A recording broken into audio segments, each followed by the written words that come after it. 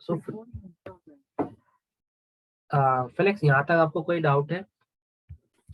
नहीं, अभी तक तो नहीं है। क्लियर है ना? हाँ। ठीक है।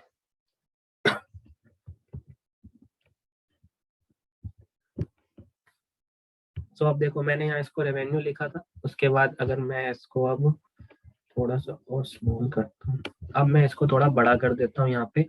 अब मुझे इसको अलाइनमेंट करना है, तो मैं यहाँ से अलाइनमेंट ऑप्शन, देखो ये अलाइनमेंट के अंदर आपके पास ऑप्शन है कि आपको मार्जिन, सेंटर, रैप टेक्स्ट, जो भी आपको करना है आप वो यहाँ से कर सकते हो। इंक्रीज साइज आप यहाँ से भी बढ़ा सकते हो, ठीक है। बोल्ड यहाँ से कर सकते हो फॉन्ट में, इटैलिक करना है यहाँ से कर लो। इसके बाद आपको इसकी वैल्यू को चेंज करना है, कलर वगैरह, बैकग्राउंड, तो ये बैकग्राउंड कलर चेंज हो गया और ये आपका टोटल आपकी वैल्यू चेंज हो गई।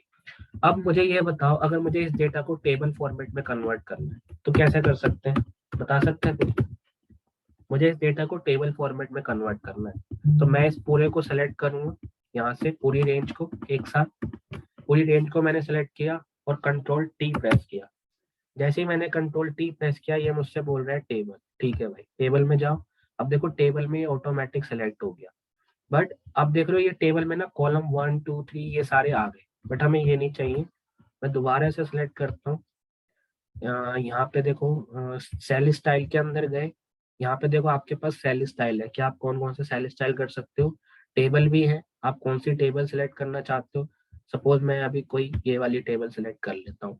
अब जब मैंने टेबल सिलेक्ट करी तो ये ऑटोमेटिक इसने रेंज पूछ लिया कि आपकी रेंज क्या है। देखो ये लाइन जो है आपको पूरी रेंज दिखा रही है। उसके बाद ये पूछ रहा है माई टेबल एज हेडर।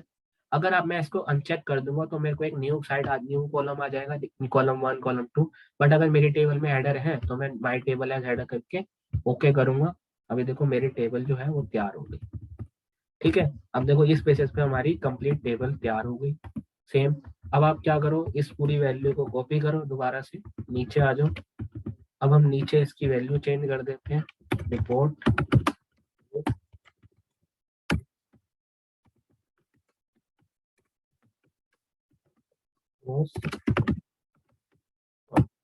तो ये हमारी टोटल वैल्यू जो है इसकी हमने चेंज कर ली। फॉर्मेटिंग चेंज कर दो, डार्क ग्रीन, वाइट, इसे भी चेंज करना चाहते हो तो इसे भी कर दो।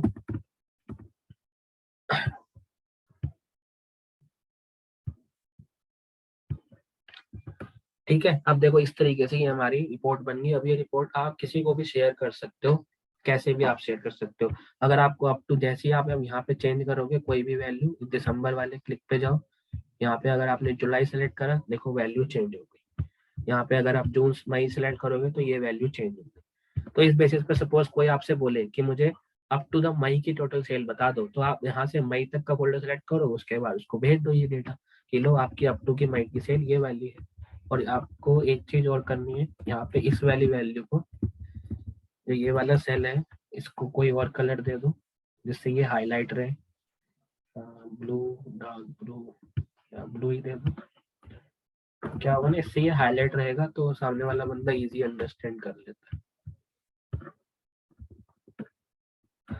तो ये आपका प्रॉफिट हो गया, इसको भी हाईलाइट कर दो किसी दूसरे कलर में।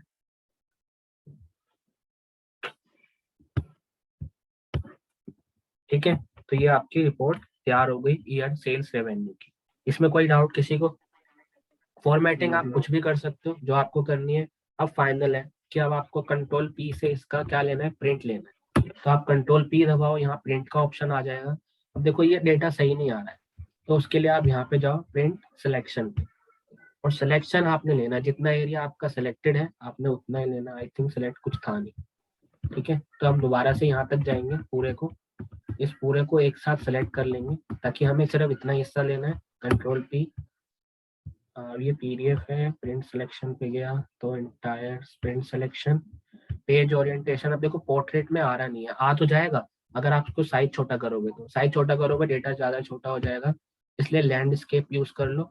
अभी भी कम आ रहा है तो अब इसको आप नॉर्मल मार्जिन वगैरह देके इसको आप साइज को थोड़ा छोटा कर सकते हो, like page 1 to 1। A4 A3 statement legal, इसमें आप A4 ही दे दो फिलहाल।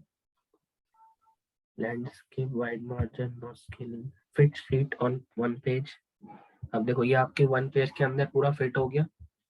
ठीक है, अब इसको आप यहाँ से प्रिंट पीडीएफ, अभी मुझे पीडीएफ में निकालना है तो मैं पीडीएफ में प्रिंट देना होगा, तो यहाँ अपना प्रिंटर वगैरह सेलेक्ट कर लो जो भी करना है। अभी पीडीएफ है, उसके बाद मैं इसको प्रिंट करूंगा। अब देखो ये मेरे पीडीएफ में यहाँ पे सेव हो जाएगा। रिपोर्ट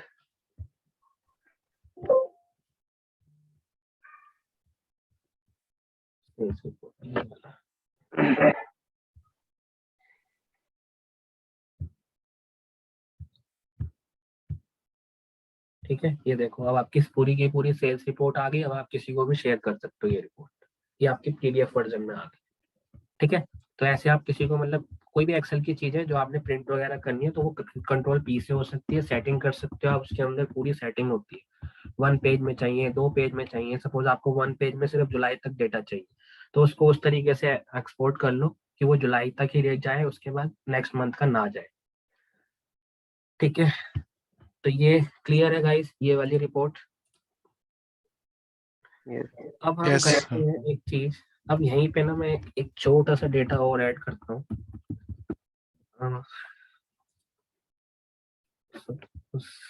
ये हो गया, इसी को मैं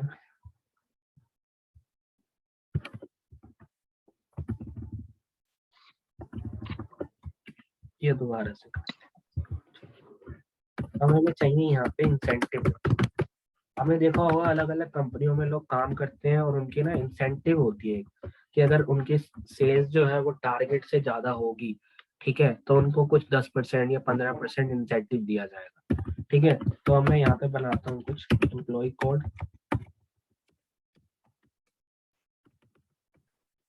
एम्प्लॉय कोड हो गया हमारे पास, इसके बाद एम्प्लॉय का नेम हो गया, इसके बाद हमारे पास सपोज उस एम्प्लॉय की कोई बेसिक सैलरी है हमारी कंपनी में, उसकी बेसिक सैलरी को यहाँ पे इंक्लूड कर लेंगे। ठीक है, एंड बेसिक सैलरी हो गया, उसी बेसिक सैलरी का हम, क्योंकि उसको इंसेंटिव जो है हमेशा बेसिक सैलरी का दिया जाता है। टारगेट हो गया, ये उसकी सेल्स हो गई। उसके बाद हमने उसको इंसेंटिव का रेट बता दिया कि हमारी कंपनी में जो इंसेंटिव का रेट है वो है 10%, सिर्फ 10%। ठीक है, और उसके बाद हमें चाहिए इंसेंटिव विद सैलरी, मतलब हमारी सैलरी में इंसेंटिव ऐड हो जाए और उसके हिसाब से उसकी पे स्लिप जो है वो तैयार हो जाए। हमें इतनी वर्किंग नहीं करनी, हमें बार बार वो नहीं जोड़ना कि यार एक इंसेंटिव एक बंदे का कितना है, हमने उसको पूरे को सिलेक्ट किया एक साथ। अब यहाँ पे मुझे एम्प्लॉय कोड देने, तो मैं अभी ये वाले दे देता हूँ, नॉर्मल 1102। इसको पूरे को ट्रैक कर दो, सपोज अभी हम 10 एम्प्लॉय का ही कर रहे हैं तो ये 10 एम्प्लॉय हो गए। नेम ले लो कोई भी,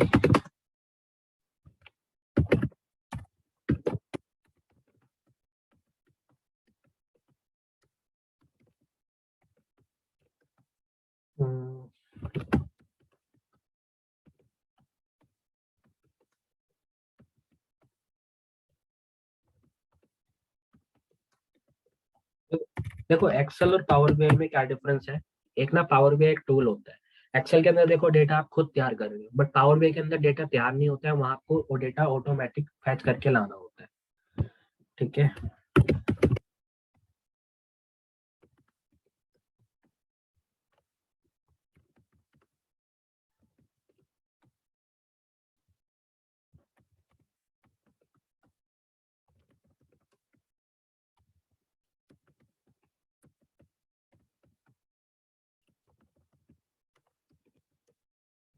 ठीक है, ये हमारे डेटा हो गया। अब सपोज बेसिक सैलरी जो है वो सबकी 20,000। ठीक है, बेसिक सैलरी जो है वो सबकी 20,000 है, या रेंज दे दो यार, अगर 20 नहीं देनी तो हम यहाँ एक काम करते हैं 20 और 30, ये बीच बीच में आती जाएगी। तो ये सबकी हमने रेंज दे दी कि सबकी सैलरी जो है वो ये है, कंट्रोल सी। सपोज टारगेट जो मंथली बेसिस पे एम्प्लॉय का टारगेट होता है ना, सपोज हमारी कंपनी में हमने बोला कि आपको 13,000 की सेल्स करनी है, 13,000 आपको पर मंथ सेल करनी है। अब हम यहाँ पे कुछ एम्प्लॉय की सेल देते हैं कि उन्होंने कितनी सेल एक्चुअल में करी है। तो हम यहाँ से लेते हैं 10,000 और 18,000, ये हम लेंगे एक्चुअल सेल।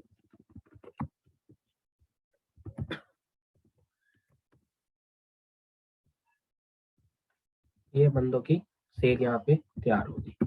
ठीक है, अब हमने सबका इंसेंटिव रेट दिया हुआ था कि भाई हमें सबका इंसेंटिव रेट जो है वो 10% ही होना चाहिए। 10% से हम ज्यादा किसी को इंसेंटिव नहीं देंगे। फिक्स रेट है हमारा, 10% ही देंगे सबको, चाहे वो एक बंदा हो, चाहे दो हो, चाहे जितनी मर्जी वो सेल करे, चाहे उसकी सेल 13 से ऊपर जाए, चाहे 13-15 चले जाए, चाहे 15 से ऊपर चली जाए, या कुछ भी चली जाए, हम 10% ही देंगे। अब हमें यहाँ पे चाहिए इंसेंटिव सैलरी, इंसेंटिव के साथ हमें इंक्रीज की हुई सैलरी चाहिए। तो अब आप मुझे ना गाइस यहाँ पे एक ऑप्शन बताओ, आपके तरीके से हम कैसे दे सकते हैं, बताओ। एक्सेल है सबसे बेसिक चीज, इफ फंक्शन यूज होगा यहाँ पे। अब मुझे बताओ कैसे हम यूज कर सकते हैं, क्योंकि इफ फंक्शन मैंने आपको चारों कंडीशन बता दी है, अब आपको लगानी है, बताओ कैसे लगाओ उसको। ये सबसे बेसिक चीज है गाइस, इफ फंक्शन लॉजिकल है। मुझे बताओ कि क्या है, देखो मैं आपको बताता हूँ। सेल जो है, इस पर्सन की जो सेल्स है वो ये है। अगर ये सेल्स वैल्यू इस टारगेट से ज्यादा हुई, ठीक है, ये सेल्स वैल्यू इस टारगेट से ज्यादा हुई, तो हमें क्या करना है, बेसिक सैलरी का 10% देना है, मतलब ये फर्स्ट कंडीशन हो गई। और अगर इसकी सैलरी इससे ज्यादा हुई, 10% देंगे, प्लस उसमें बेसिक सैलरी ऐड कर दो। फर्स्ट कंडीशन ये हो गई। सेकेंड कंडीशन, अगर नहीं हुई तो सिर्फ बेसिक सैलरी दे दो, बस। ये कंडीशन आपको ऐड करनी है, मतलब मैं यहाँ लिख देता हूँ, सिंपल सी चीज, sales is greater than target. ठीक है, तो फर्स्ट जो कंडीशन है,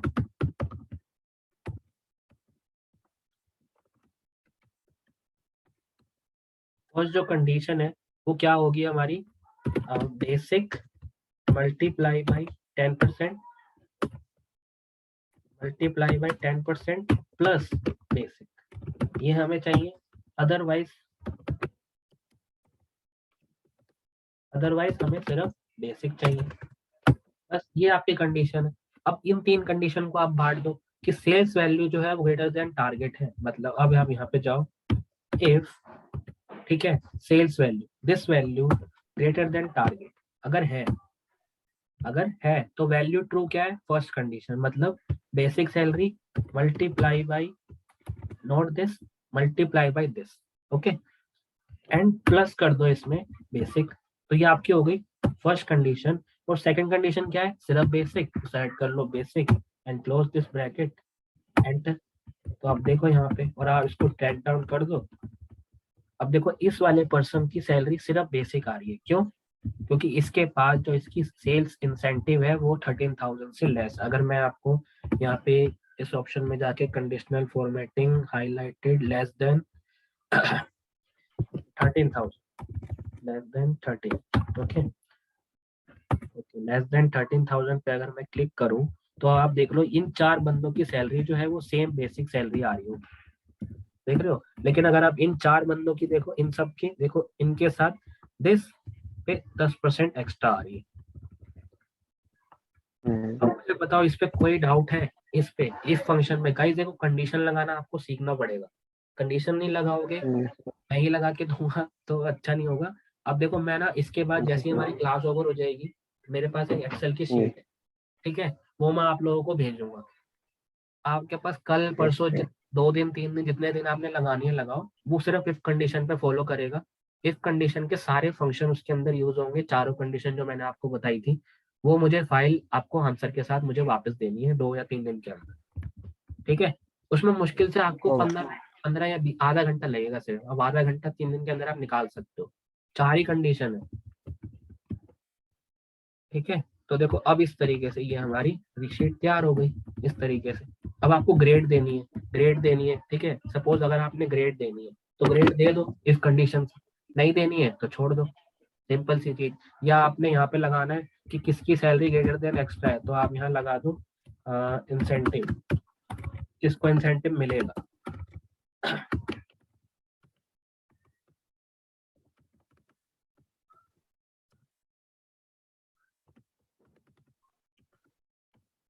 इसको इंसेंटिव मिलेगा, ठीक है। अब मैं यहाँ पे लगाता हूँ कि if this value greater then this, ठीक है, तो क्या आ जाए इंसेंटिव, यह आ जाए ट्रू, मतलब ट्रू वाले बंदों को मिलेगा,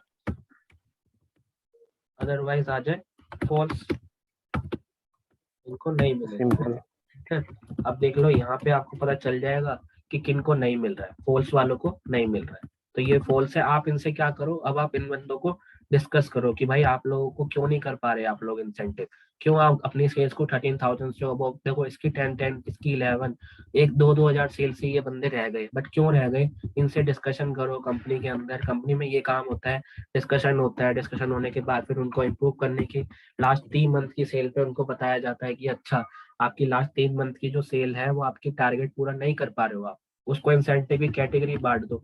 अब सपोज आपको यहाँ पे इंसेंटिव की कैटेगरी भी देनी है कि ग्रेड, मैं यहाँ पे लिखता हूँ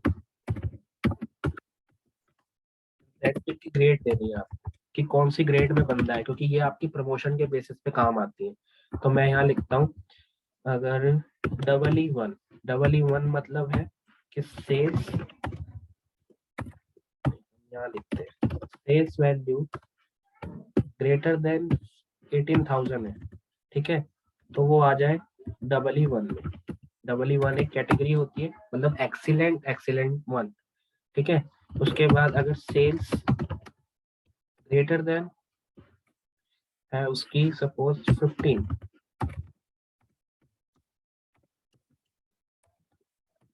है, तो उसको आ जाए ये वाली 2। और अगर सेल्स ग्रेटर देन है उसकी 13, तो वो आ जाए EE, ठीक है। और अगर सेल्स लेस देन है उसकी 13, तो आ जाए वो F कैटेगरी, या आ जाए नो नो इंसेंटिव। सिंपल, ये 4 आपको ग्रेड देनी है। अब इन 4 ग्रेड के लिए आप क्या लगाओगे, यहाँ सिंपल फंक्शन लगा दो। अब यहाँ पे आपके पास 4 कंडीशन है, तो if sales value is greater than और इक्वल टू कितनी 18,000, तो आपकी जो फर्स्ट ग्रेड है वो आ जाए EE1। If next condition sales greater than और इक्वल टू, अगर 18,000 से ज्यादा है, इक्वल है और ज्यादा है, तो आ जाए हमारी EE1। बट दिस टाइम हम वर्क करेंगे लेस देन और इक्वल टू। तो लेस देन और इक्वल टू है अगर इफ सेल्स की वैल्यू जो है हमें 15,000 तक जानी है, तो लेस देन और इक्वल टू अगर 15,000 है, ठीक है, लेस देन और इक्वल टू 15,000 है, तो हम यहाँ पे आ जाएंगे EE2 लिख के। Next condition if same sales value जो है आपकी वो लेस देन और इक्वल टू 13,000 है, लेस देन नहीं, is equal to 13,000, less than 15 है तो EE2 आ जाए, लेस देन और इक्वल टू 15 आएगा, EE2 आ जाए। और हम लास्ट कंडीशन जो है वो चेंज कर रहे हैं, इक्वल टू 13 आ जाए अगर, लेस देन 13 आ जाए, ठीक है। तो हम इसको दे रहे हैं नो इंसेंटिव।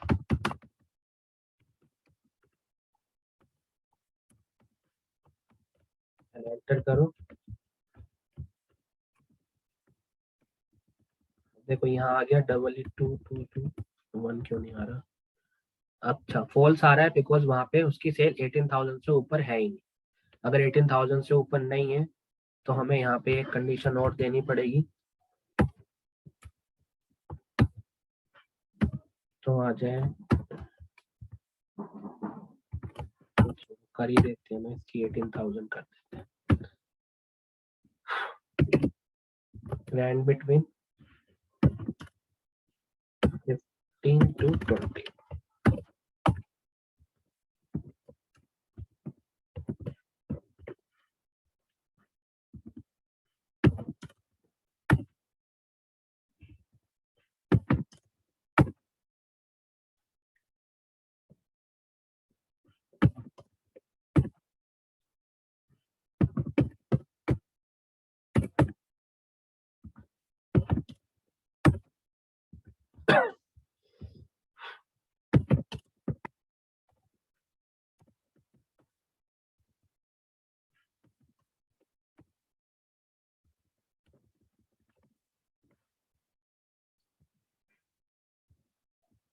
अब ये नॉर्मल डेटा तैयार किया है इसलिए वो ऐसे हो रहा है। अगर आपके पास ओरिजिनल डेटा होगा ना तो आपकी कंप्लीट कंडीशन जो है वो रन करेगी एकदम।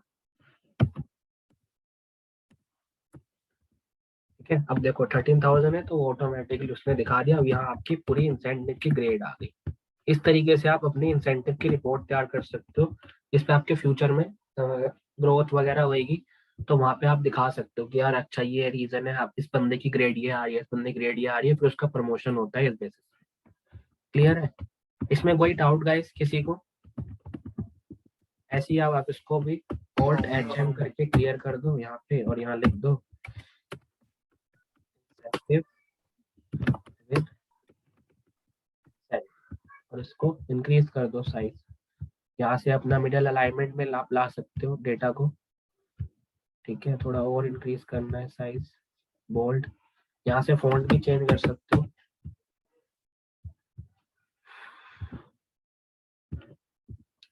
ठीक है, एंड इसकी हेडिंग चेंज कर दो।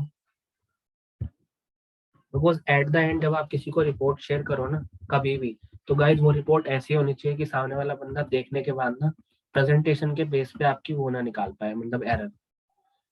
कंट्रोल शिफ्ट प्लस करके आपको यहाँ से,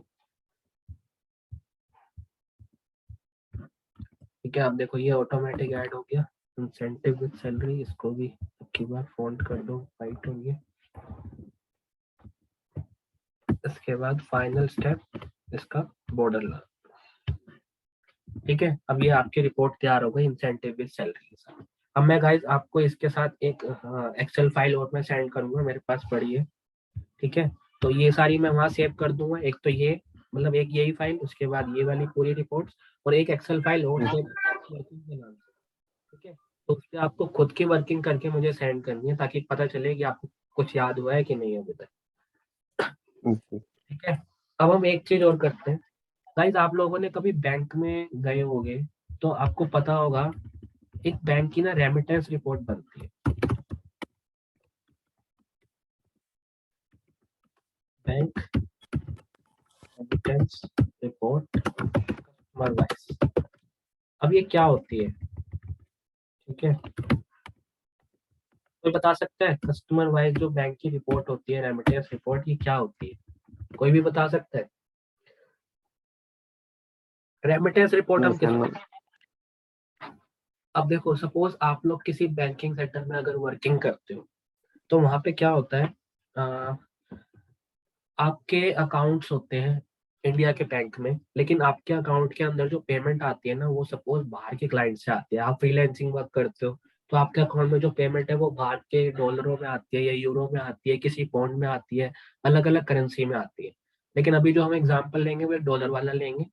अब डॉलर में अगर आपके अकाउंट में पैसा आता है तो वो कंपनी आपसे, बैंक ना आपसे चार्ज करता है भाई कुछ ना कुछ पैसा, क्योंकि वो फ्री में तो आपके अकाउंट में ट्रांसफर नहीं करेगा ना इतनी दूर की इंटरनेशनल ट्रांजेक्शन। तो वो कुछ पैसा आपसे चार्ज करता है। चार्ज करने के बाद जो फाइनल पेमेंट होती है ना तब वो आपको फाइनल पेमेंट देता है। ठीक है, तो इस बेसिस पे अब क्या क्या चीज, क्या क्या मतलब उसके अंदर चार्जेस होते हैं। तो देखो सबसे पहला चार्जेस होता है कन्वर्ट सर्विस चार्ज। उसके बाद कुछ उनका फिक्स्ड चार्जेस होता है जो कि ट्रांजेक्शन के ऊपर आपको फिक्स, तो वो उन्होंने फीस लेनी लेनी, सपोज 100 रुपीज। और एक होता है international bank fund transfer.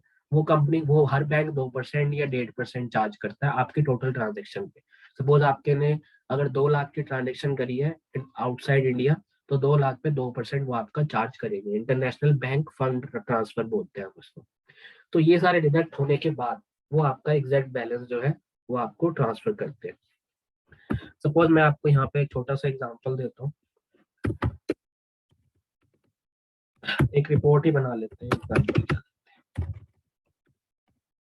Today's date.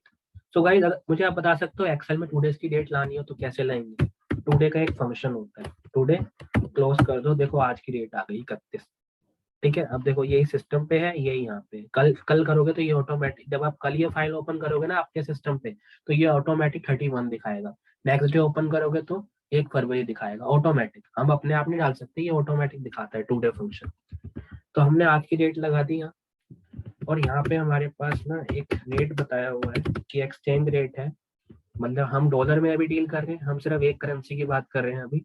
So suppose dollar का रेट जो है वो आज की डेट में है, यहाँ लिख देते हैं, $1 इज इक्वल टू सपोज 77.86, ये हम ले रहे हैं, या 77.92, ये हमारा इंडियन रुपीज में है, तो हम यहाँ लगा देते हैं, इतना हमारा डॉलर का एक्सचेंज रेट है आज की डेट में। सो यहाँ 2 वैल्यू देंगे, यहाँ लिख देते हैं 77.92, ठीक है। ये हमने टोटल एक वैल्यू दी है नोटिस करने के लिए कि ये हमारा रेट है, ये एक्सचेंज रेट हो गया,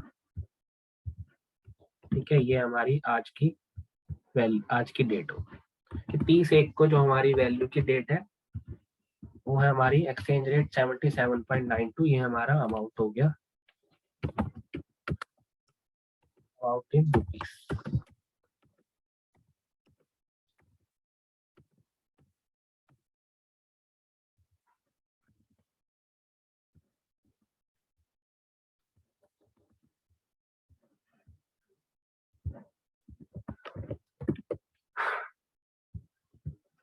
ठीक है, अब हम यहाँ बनाते हैं, हमने दे दिया यहाँ पे सीरियल नंबर कि हम 10 बंदों का सपोज काम कर रहे हैं, अभी 10 बंदों के रेमिटेंस बना रहे हैं। ये हो गया हमारा अकाउंट नंबर, आपके बैंक में हमारा अकाउंट है, ये हो गया हमारा कस्टमर नेम, ठीक है। उसके बाद हमारी होगी पेमेंट रिसीव डेट, मतलब हमारे पास कब पेमेंट आई, और यहाँ पे हो गया हमारे पास रेमिटेंस कि कितना रेमिटेंस आया, मतलब अमाउंट इन डॉलर, तो हम यहाँ लगाते हैं अमाउंट इन डॉलर, कितना रेमिटेंस हमारे पास डॉलर में आया। उसके बाद हमारा आता है कन्वर्टेड प्राइस,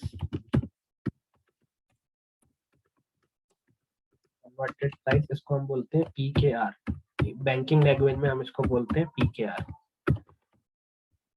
ठीक है। कन्वर्टेड हो गया, उसके बाद हमारा हो गया सर्विस चार्ज कि बैंक कितने सर्विस चार्ज हमसे लेगा। उसके बाद कंपनी का एक बैंक एक हमसे फिक्स चार्ज लेता है, फिक्स डिपॉजिट जो हमारे उस पर होता है, ये FD वो वाला नहीं है जो आप फिक्स डिपॉजिट करते हो, ये एक फिक्स चार्जेस होता है, फंड ट्रांसफर पे जो चार्जेस लेते हैं ये फिक्स होता है, ये आपकी नोट ऐसे ऐसे अमाउंट चेंजेस नहीं होता, ये कंपनी ये बैंक का ये फिक्स ही होता है हर टाइम। उसके बाद हमारा फाइनल आता है इंटरनेशनल बैंक फंड ट्रांसफर, जो कि होता है 2% या 1.5% ऐसे होता है, तो अभी हम 2% ले रहे हैं, और उसके बाद हमारी नेट पेमेंट हमारी बैंक हमें करेगा, ठीक है। उसके बाद हम यहाँ से जाके एक बॉर्डर से तैयार कर लेते हैं इस पूरे डेटा का, थोड़ा सा नीचे तक ले आते हैं, ठीक है। अब यहाँ सीरियल नंबर डाल देते हैं 1 2, सेलेक्ट करो, नीचे तक हमारी रेंज आ गई, ठीक है। अकाउंट नंबर 2005489758, ठीक है, 2005847479, मैंने 2 नंबर सेम जैसे सेलेक्ट कर लिए, उसके बाद नीचे ले आया, तो ये आपके सारे अकाउंट नंबर जो है वो डिफरेंट हो गए। कस्टमर नेम जो है हम यहाँ से उठा लेते हैं अपनी इस वाली फाइल से, बार बार लिखने से अच्छा है, 3 नाम रह गए वो हम लिख देते हैं,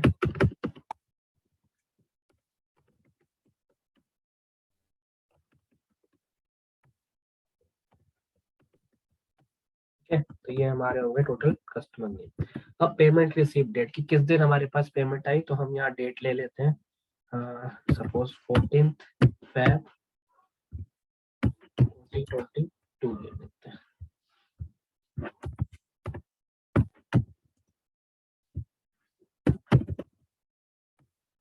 ठीक है। ये हमारी डेट हो गई, नीचे तक ट्रैक, इसको आप ट्रैक डाउन कर दो, तो ये आपकी डेट में चेंजेस हो गए। अब देखो ये आपके 14 के बाद ट्रैक डाउन किया तो लेस डेट चेंज आ रही है, सपोज आपने डिफरेंट डेट लेनी है, तो क्या करूँ, इस इक्वल टू में प्लस कर दो 7, तो ये आपकी हर वीक की डेट आ गई। अब इसके बाद इसको ड्रैग डाउन करते जाओ, ठीक है। अब देखो ये आपकी हर वीक की डेट चेंज हो रही है, नहीं हो रही, 14 21, ओके। अब देखो ये आपकी कॉपी पेस्ट करा तो आपके डेट हर वीक की डेट आ गई आपके पास। अब है कुछ रेमिटेंस का अमाउंट है, तो हम यहाँ ले लेते हैं रैंड बिटवीन 5000 से, डॉलर में पेमेंट है तो हम इतनी ले लेते हैं। ये आ गई, कंट्रोल सी, पेस्ट पे जाके यहाँ पे हमने पेस्ट स्पेशल किया, ठीक है। अब इसको आपने डॉलर में करना है, तो गाइस डॉलर में चेंज करने के लिए ये एक नंबर है, यहाँ पे करेंसी नंबर है ये, इसको यहाँ से जाओ, आपने डॉलर में करना है, अभी डॉलर में चेंज हो गया। अब आपने जानना है यहाँ पे कन्वर्टेड प्राइस, अब हमने करना है मेन मेन जो एक्टिविटी है वो हमारी यहाँ से स्टार्ट हो रही है, कन्वर्टेड प्राइस। तो आप मुझे बता सकते हो हम कैसे लाएंगे कन्वर्टेड प्राइस। ये हमारी रेमिटेंस जो है डॉलर में है, ये हमारा पर जो डॉलर जो हमारा इंडियन रुपी है वो ये है, तो हम दोनों को मल्टीप्लाई करेंगे, दिस मल्टीप्लाई बाई दिस, ठीक है। अब मैं इसको नीचे ले आया, अब ये देख रहा हूँ मुझे सारी वैल्यू ये दिखा रहा है ब्लैंक, सो ये गलत है, बट ये फर्स्ट में तो आ गया, सेकंड में क्यों नहीं आ रहा, मुझे बता सकता है कोई क्यों? Any answer? देखो फर्स्ट में आ गया बट उसके बाद नहीं आ रहा। जो रेफरेंस वैल्यू है उसको हमने लॉक नहीं करा है। राइट, तो उसको हम लॉक करेंगे, ठीक है। तो ये चीज है हमारी, यहाँ पे क्लिक करके हमने इसको डॉलर साइन कर लिया, या आप शिफ्ट F4 भी दबा सकते हो, सॉरी F4। अब आप इसको पूरे को ट्रैक डाउन करोगे,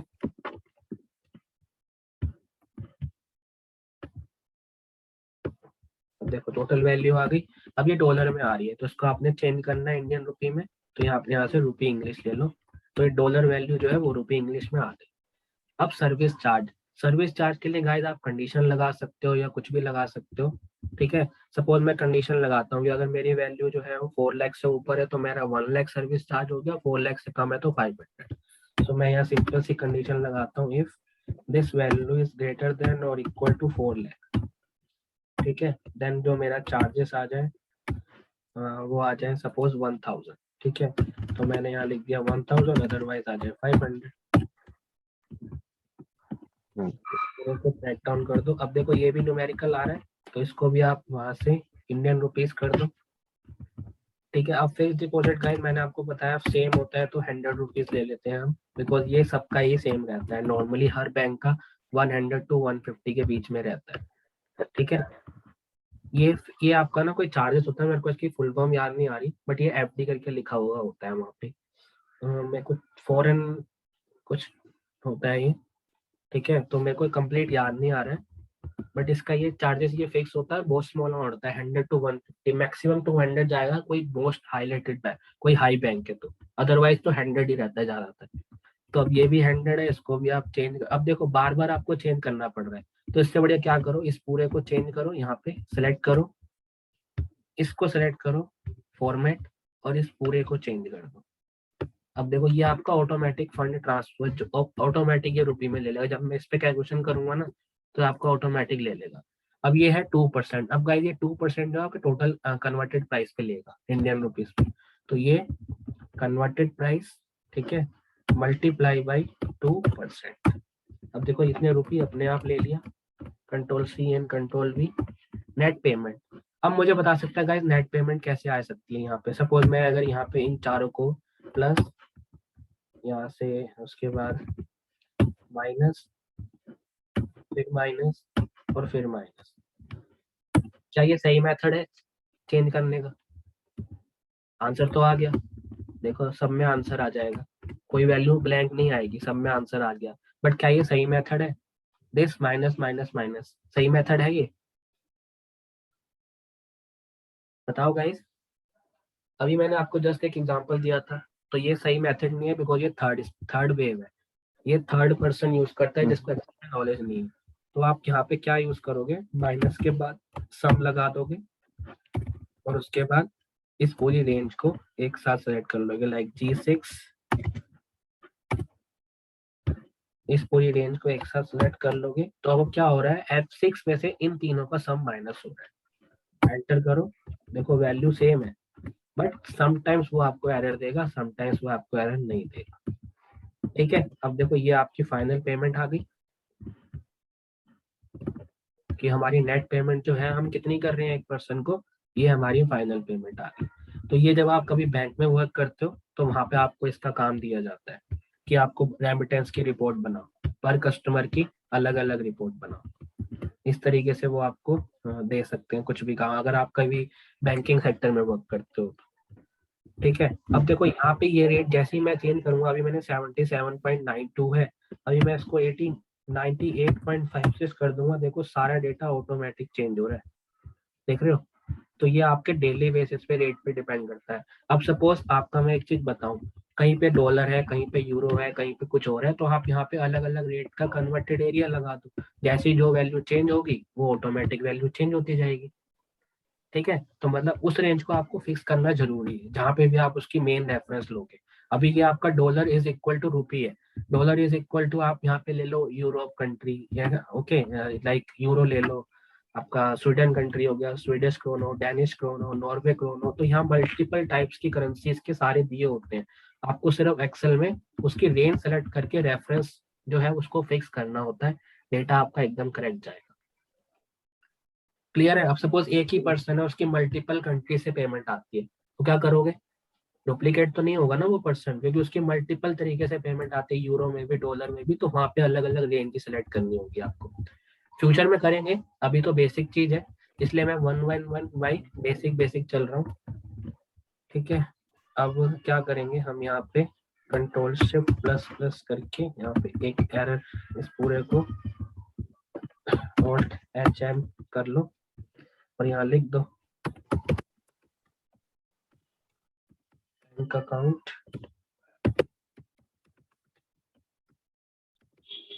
customer remittance report, middle size big,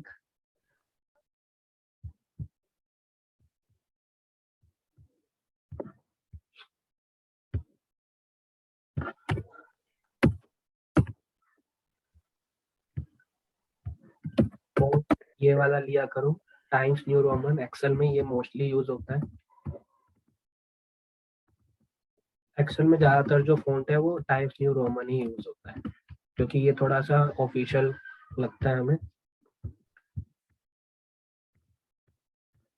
देखो ये आपकी पूरी रिपोर्ट बन गई। अब जैसे आप यहाँ पे चेंज करोगे कुछ भी वैल्यू 58.85, ये आपकी टोटल कंप्लीट वैल्यू चेंज करेगा एट द एंड तक, क्योंकि आपने उस वैल्यू को फिक्स किया है। तो ये आपकी एकदम एग्जैक्ट रिपोर्ट तैयार हो गई है। अब सपोज आपका यहाँ पे डॉलर अमाउंट चेंज होता है, सपोज यहाँ 5800 होता है, तब भी ये वैल्यू चेंज करेगा। ठीक है, तो आपने गलत ले लिया था, जैसे ही आप यहाँ चेंज करोगे ऑटोमेटिक चेंज होगा। तो इससे क्या होता है, आपका टाइम सेव होता है गाइस रिपोर्टिंग के अंदर, फंक्शंस के अंदर। तो ये आपकी रिपोर्ट तैयार हो गई। अब इस फाइनल फाइल को मैं सेव कर देता हूँ। आज हमने 3 रिपोर्ट पे काम किया है। सो गाइस कोई डाउट है इन तीनों रिपोर्ट्स के अंदर आपके पास, कुछ भी डाउट? नो, अभी तो नहीं फिलहाल नो। 3 रिपोर्ट ये हो गई है, एक मैं आपको सेंड करूंगा जो कि आपकी वर्किंग है। ठीक है, आपको इन तीनों रिपोर्ट्स पे खुद ही गाइस देखो डेटा भी आपको खुद ही लाना है। मैं नहीं चाहूंगा कि डेटा आप सेम ही डेटा लाओ, डेटा भी आपको खुद ही लाना है, अपने आप वर्किंग करो इन तीनों रिपोर्ट पे, और जितनी कंडीशन बना सकते हो बनाओ। जरूरी नहीं जो मैंने बनाई है सिर्फ वही आपको करनी है, बिकॉज प्रैक्टिस ही आपको करनी है अलग अलग फंक्शन से। ठीक है, अब सपोज मुझे यहाँ पे हर एक कस्टमर का चाहिए, तो वो मैं आपको कल बताऊंगा। हर एक कस्टमर का यहाँ पे नेट रेफरेंस आ जाएगा। जैसे ही आप सपोज यहाँ पे मैं एक जाता हूँ डेटा वैलिडेशन, डेटा पे गया,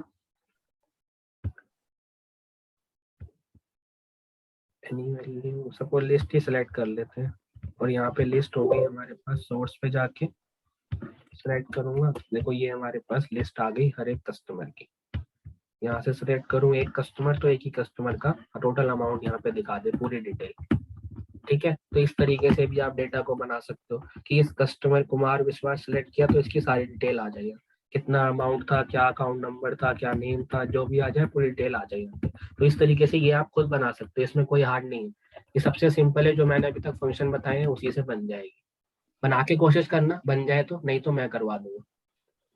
ठीक है, क्योंकि कुछ थोड़ा बहुत आप भी करोगे थोड़ा ज्यादा अच्छा रहेगा। ठीक है गाइस, कोई इशू वगैरह है किसी चीज में तो मुझे